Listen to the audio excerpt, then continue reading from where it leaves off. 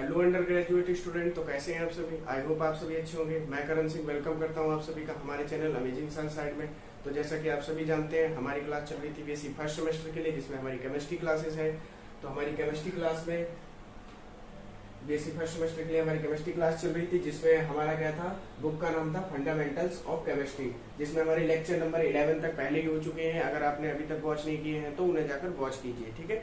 तो आज है हमारा लेक्चर नंबर 12, तो जिसमें हमारी यूनिट चल रही थी second, simple bonding theories of molecules, जिसमें हमने क्वेश्चन नंबर 4 तक पहले ही डिस्कस कर चुके हैं। आज है हमारा क्वेश्चन नंबर 5।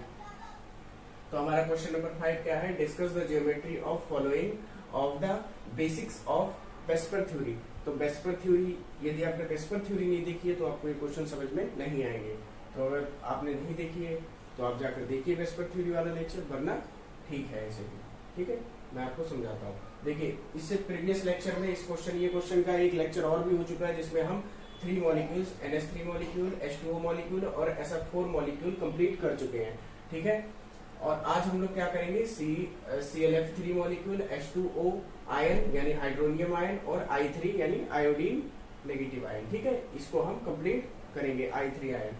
तो देखिए, आज है हमारा ClF3 मॉलिक्यूल, जिसमें क्या है हमारा क्लोरीन ट्राईफ्लोराइड। इसका नाम क्या होता है, ClF3 का 3 का मतलब ट्राईफ्लोराइड, क्लोरीन ट्राईफ्लोराइड मॉलिक्यूल, ठीक है। तो ClF3 मॉलिक्यूल्स में क्या होता है, इस मॉलिक्यूल में हमारा सेंट्रल एटम जो होता है वो क्लोरीन होता है। क्या होता है हमारा सेंट्रल एटम, क्लोरीन। हमारा सेंट्रल एटम क्लोरीन होता है, जिसमें sp3d हाइब्रिडाइजेशन पाया जाता है, जिसमें sp3d हाइब्रिडाइजेशन पाया जाता है, जिसमें sp3d हाइब्रिडाइजेशन पाया जाता है, ठीक है। उसके बाद यहाँ आएंगे, फिर ये जो लिखना है ये बाद में लिखना है, इसके बाद में ये वाला, ठीक है। तो क्लोरीन नंबर, क्लोरीन का एटॉमिक क्रमांक यानी परमाणु भार कितना होता है, सॉरी परमाणु क्रमांक कितना होता है, ठीक है, एटॉमिक नंबर। तो परमाणु क्रमांक होता है इसका 17। तो चलिए इसका इलेक्ट्रॉनिक कॉन्फ़िगरेशन यानी इलेक्ट्रॉनिक विन्यास लिखते हैं। 1s2, 2s2, 2p6, 3s2, 3p5, ठीक है। चलिए इसको काउंट करते हैं। इसमें 3d भी आ जाएगा, क्योंकि 3 ये ऑर्बिट को बताते हैं, ऑर्बिट यानी ऑर्बिट को बताते हैं। तो ये थर्ड ऑर्बिट में हमारा d सबसेल भी आ जाता है, ठीक है। तो 1 में केवल s रहता है 1 ऑर्बिट में, सेकेंड ऑर्बिट में s और p रहता है, और तीसरी ऑर्बिट में यानी थर्ड ऑर्बिट में s p d तीनों आ जाते हैं। तो देखिए 2 to 4, 4 to 6, 6 6 12, 12 5 17, तो 17 कंप्लीट हुए और d वैकेंट रहेगा, ठीक है। तो चलिए chlorine atom in ground state, ground state में देखिए इसका हम लास्ट वाली ऑर्बिट का हम इलेक्ट्रॉनिक कॉन्फ़िगरेशन यानी इलेक्ट्रॉनिक विन्यास लिखते हैं। तो देखिए 3s2 में 2 इलेक्ट्रॉन फेल है, हमने कर दिए, एंड 3p5 में हमारे 5 इलेक्ट्रॉन है। पहले क्लॉकवाइज क्लॉकवाइज क्लॉकवाइज उनके रूल के अकॉर्डिंग, अब एंटी क्लॉकवाइज 5 इलेक्ट्रॉन फिल हो गए, और 3d में 0 है यानी वैकेंट है। तो चलिए आगे हम लोग देखते हैं chlorine atom in ground excited state. अब इसको एक्साइट करना होगा, तब हमारा sp3d हाइब्रिडाइजेशन होगा। देखिए ये s ऑर्बिटल हो गया, ये इसका इलेक्ट्रॉन, जब भी मैंने आपको पिछले लेक्चर में बताया था कि जब भी हम किसी ऑर्बिटल को एनर्जी देंगे तो हम बैकेट के जो सबसे नजदीकी होगा, ये d है तो d के सबसे पास में यानी नियरेस्ट और सबसेल कौन सा होता है, वो होता है हमारा p। तो p को हम एनर्जी देंगे, ना कि s को। s d से बहुत डिस्टेंस पर है, ठीक है, मैक्सिमम डिस्टेंस पर है। तो इससे हमने एक एनर्जी दी, तो एक हमारा इलेक्ट्रॉन इधर आ गया, तो हमारा sp3d हाइब्रिडाइजेशन इसमें फॉर्मेशन हो गया। तो देखिए ClF3 मॉलिक्यूल फॉर्मेशन, देखिए मैंने जितने भी तीनों NH3, H2O, SF4 मॉलिक्यूल कराए हैं, शायद वहां पे ये थोड़ी सी मिस्टेक हो गई थी। मैं इसको अब क्लियर कर देता हूँ। मैंने कई जगह बुक्स में देखा, बुक्स में देखने के बाद, और वैसे यहाँ पे दिख भी रहा है, ये फॉर्मेशन किसका हो रहा है, ये तो क्लोरीन के हैं और ये 3 फ्लोरीन है, तो ClF3 मॉलिक्यूल का ही फॉर्मेशन हो रहा है। तो जहां पे भी मैंने जैसे NH3 में तो मैंने NH3 मॉलिक्यूल फॉर्मेशन लिखा होगा, वो ठीक है।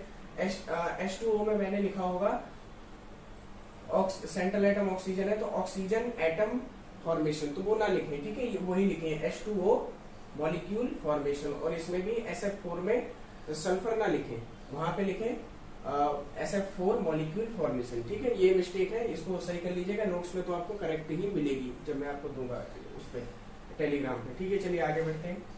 अतः क्लोरीन एटम के पास 5sp3d हाइब्रिड ऑर्बिटल्स होती है। कितनी होती है क्लोरीन एटम के पास? 5sp3d हाइब्रिड ऑर्बिटल्स होती है। चलिए देखते हैं क्लोरीन एटम के पास। हाँ 5 है, 1 2 3 4 5, 1 2 3 4 5। तो ये 5 अलग हो गई, ये 4 बैकेंट वाली अलग हो गई, ये बैकेंट है, ठीक है। अब देखिए जिसमें से 2sp3d हाइब्रिड ऑर्बिटल्स में लोन पेयर इलेक्ट्रॉन्स होते हैं। लोन पेयर माने जोड़ा। देखिए एक इसमें लोन पेयर है, एक इसमें लोन पेयर है, ये लोन पेयर, ये दो हाइब्रिड ऑर्बिटल्स में क्या है? लोन पेयर इलेक्ट्रॉन है। जबकि 3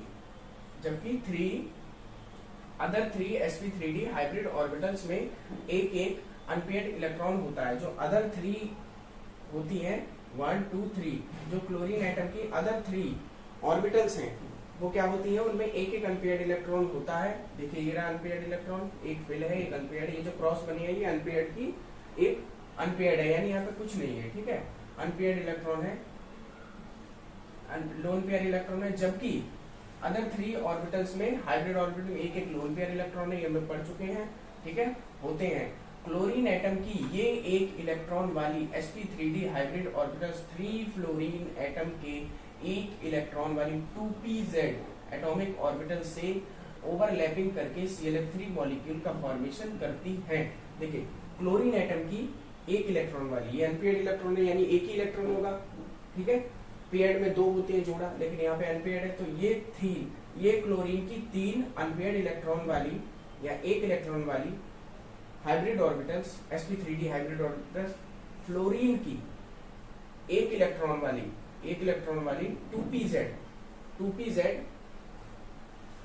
2pz एटॉमिक ऑर्बिटल से। 2pz आपको कैसे मैंने बताया था, फ्लोरीन नंबर होता है 9। देखिए लिख के समझ लेते हैं। फ्लोरीन नंबर कितना होता है हमारा? फ्लोरीन नंबर होता है हमारा 9। तो इसका इलेक्ट्रॉनिक कॉन्फ़िगरेशन लिखेंगे 1s2 2s2 2p5। तो इस p में कितने होते हैं? p में हमारे यहाँ पे फिल करेंगे इसको। p में देखिए एक क्लॉकवाइज कितने हो गए हमारे? 1 2 3, और इसमें 5 है, तो ये हो गए हमारे 6, और ये 4 1 2 3 4 5 6, सॉरी 1 2 3 4 5। देखिए ये 5 ऑर्बिटल्स हो गए हमारे। तो आप याद रखें कि इसमें ये px होती है, py होती है, pz होती है। तो 2pz, देखिए ये 2 है, ये p है, और इसके आगे ये z ऑर्बिटल बैकेंड है। तो 2pz एक इलेक्ट्रॉन वाली, एक इलेक्ट्रॉन 2pz में ही तो है, ठीक है। आपको पता है ना, ये ऑर्बिट को बताता है, ऑर्बिट जो 2 लिखा हुआ है, ठीक है। तो 2pz एटॉमिक ऑर्बिटल से ओवरलैपिंग करके ClF3 मॉलिक्यूल का फॉर्मेशन करती है। चूंकि इस मॉलिक्यूल में sp3d हाइब्रिडाइजेशन पाया जाता है, इसलिए इसकी ज्योमेट्री ट्राइगोनल बाइपिरामिडल यानी TBP होनी चाहिए। बट इसमें 2 लोन पेयर्स इलेक्ट्रॉन प्रेजेंट होने के कारण इसकी ज्योमेट्री कैसी हो जाती है? इसकी ज्योमेट्री डिस्टॉर्टेड होकर, यानी बिगड़ जाती है, या फिर चेंज होकर टी शेप की हो जाती है। कैसी हो जाती है? टी शेप की हो जाती है। तो देखिए टी शेप की हो जाती है। ये देखिए फ्लोरीन एटम है, 3 फ्लोरीन एटम और क्लोरीन एटम के साथ ओवरलैपिंग करके, और इसमें 2 लोन पेयर इलेक्ट्रॉन है। कितने लोन पेयर इलेक्ट्रॉन है हमारे? 2 लोन पेयर्स इलेक्ट्रॉन है, ठीक है। ये 2 लोन पेयर्स इलेक्ट्रॉन है एंड 2pz एटॉमिक ऑर्बिटल से, ठीक है। 2 लोन पेयर्स इलेक्ट्रॉन है, वो मैंने यहाँ पे दर्शा दिए। पेयर्स का मतलब जोड़ा है, आप अच्छे से जानते हैं, ठीक है। तो ये टी शेप देखिए बन रहा है, टी शेप, क्लियर ना? ये टी शेप बन रहा है। टी ऐसी तो होता है इंग्लिश का टी, आप सभी जानते हैं ऐसे होता है, ऐसे होता है टी। तो उसी का तो ये शेप बन रहा है। तो टी शेप की ज्योमेट्री हो जाती है। तो ये लिखा हुआ है T shape geometry of ClF3 molecule. तो आशा करता हूँ ये आपको समझ में आ गया होगा। यदि कोई भी डाउट हो तो कमेंट सेक्शन में जरूर बताया कीजिए, और हमारे चैनल को सब्सक्राइब कीजिए और वीडियो को लाइक कीजिए, ठीक है। और ज्यादा से ज्यादा वीडियो को शेयर कीजिए जो कि BSc कर रहे हैं स्टूडेंट, ताकि उन्हें सबको लाभ हो सके। तो चलिए आप इसको नोट कर लीजिए। आगे हम लोग पढ़ेंगे ये वाला H2O पॉजिटिव आयन, ठीक है, नोट कर लीजिए।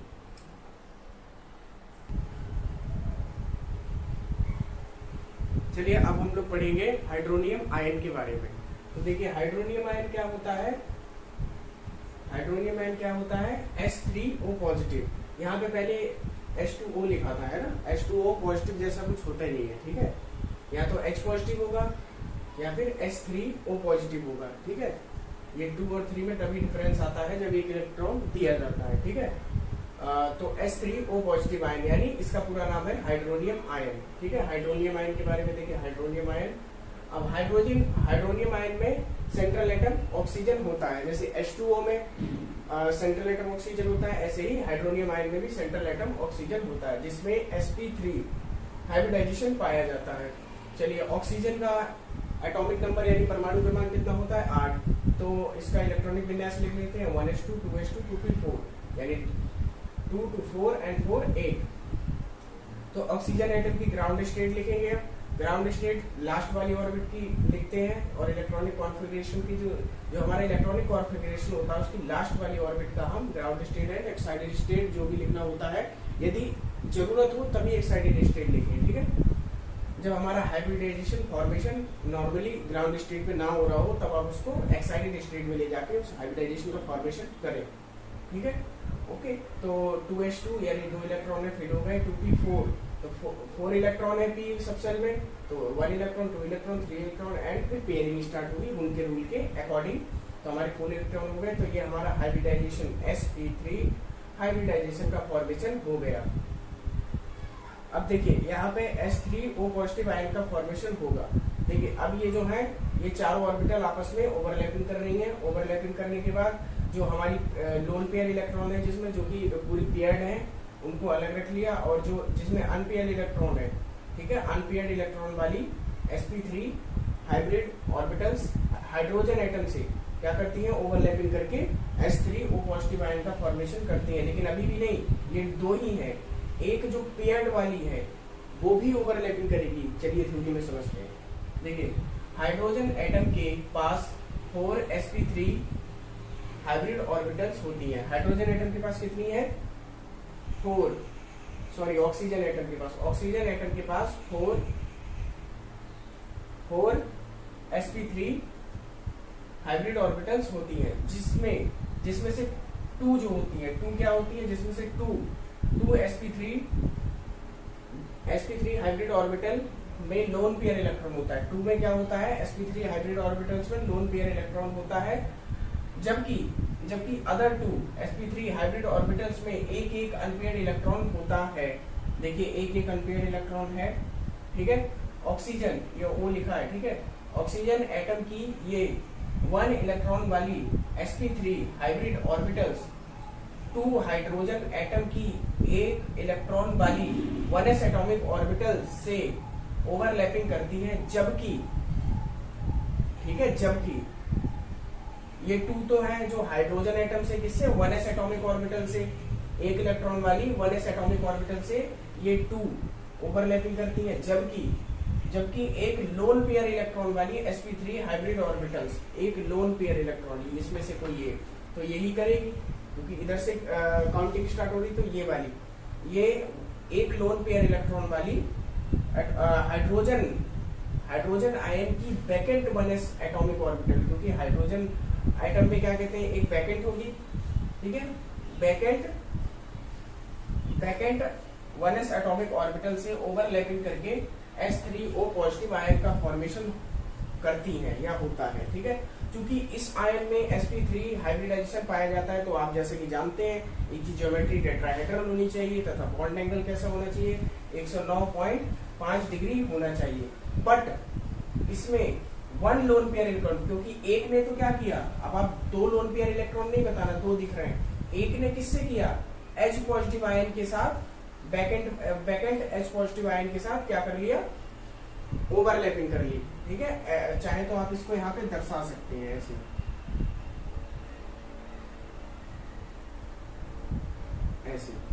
ठीक है। ये H पॉजिटिव आयन के साथ क्या कर ली? बैकेंट 1s एटॉमिक ऑर्बिटल से ओवरलैपिंग करके H3O पॉजिटिव आयन का फॉर्मेशन करती है।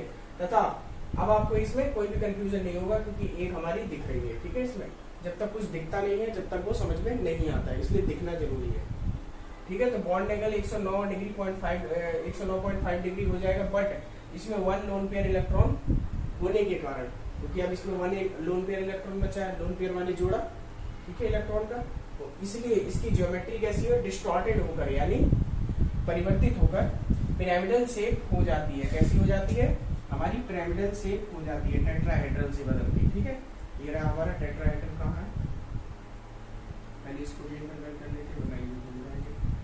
और ज्योमेट्री टेट्राहेड्रल, ये रहा। ठीक है, टेट्राहेड्रल से बदलकर पिरामिडल शेप।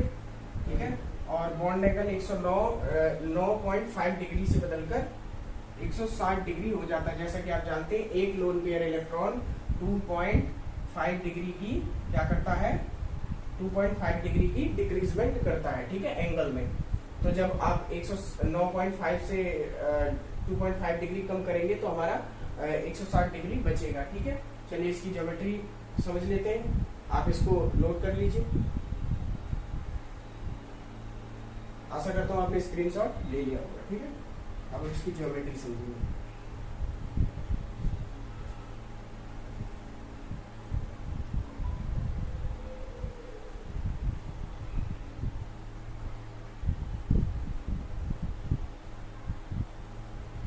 चलिए देखते हैं, यहां समझते हैं इसकी ज्योमेट्री। तो इसकी ज्योमेट्री कैसी होगी, हमारा ऑक्सीजन होगा।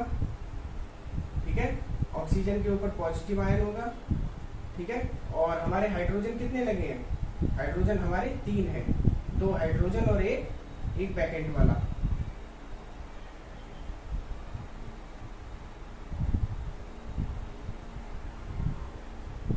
ठीक है, देखिए एक तो ये हाइड्रोजन हो गया, एक ये हाइड्रोजन हो गया और एक ये हो गया। ठीक है, और एक हाइड्रोजन के कारण इसमें पॉजिटिव आया है। देखिए ये एक हाइड्रोजन के कारण इसमें पॉजिटिव हमारा आ गया। ओके, तो एक हाइड्रोजन के कारण इसमें पॉजिटिव आ गया। अब इस पे एक लोन पेयर इलेक्ट्रॉन भी है हमारे पास, एक लोन पेयर इलेक्ट्रॉन, उसको दर्शा देते हैं।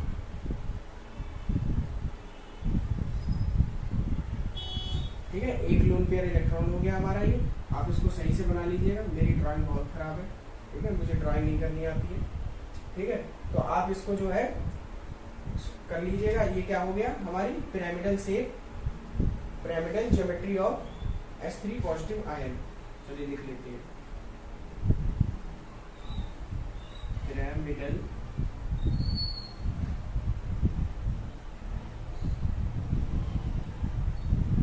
ज्योमेट्री ऑफ S3O पॉजिटिव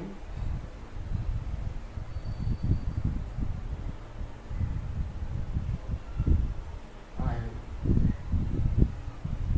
ठीक है, तो आप इसको देख लीजिएगा, अच्छे से समझ लीजिएगा, नोट कर लीजिएगा। और अगला हम लोग समझेंगे I3 नेगेटिव आयन। तो आशा करता हूँ ये आपको समझ में आ गया होगा। यदि इससे भी रिलेटेड कोई डाउट हो तो हमें बताइएगा। ठीक है, हाँ मैं आपको पॉजिटिव नेगेटिव बता दूं कि मैंने आपसे पूछा था पिछले लेक्चर में, लेक्चर नंबर 11 में, कि भाई इसमें पॉजिटिव और नेगेटिव क्यों आता है। देखिए पॉजिटिव जब आता है जब हम किसी को इलेक्ट्रॉन डोनेट करते हैं, ठीक है, तब हमारे ऊपर पॉजिटिव आता है, हमारे ऊपर नहीं, इनके ऊपर। ठीक है, ये जो अगर हाइड्रोजन किसी को आयन देगा तो इसके ऊपर पॉजिटिव आएगा, ऑक्सीजन किसी को इलेक्ट्रॉन देगा तो उसके ऊपर पॉजिटिव आएगा। और आयोडीन में नेगेटिव इसलिए आया है, इसने किसी से इलेक्ट्रॉन लिया है। ठीक है, इसलिए इस पे क्या आया है, हमारा नेगेटिव आया है। तो नेगेटिव लेने पर आता है। और रियल लाइफ में तो हम किसी को कुछ देते हैं तो हम नेगेटिव में जाते हैं, लेकिन इसमें क्या होता है, जब ये किसी को देते हैं तो ये पॉजिटिव में आते हैं। ठीक है, आप याद रखिएगा। तो चलिए आप इसको नोट कर लीजिए, आगे हम लोग अगला आयन समझेंगे।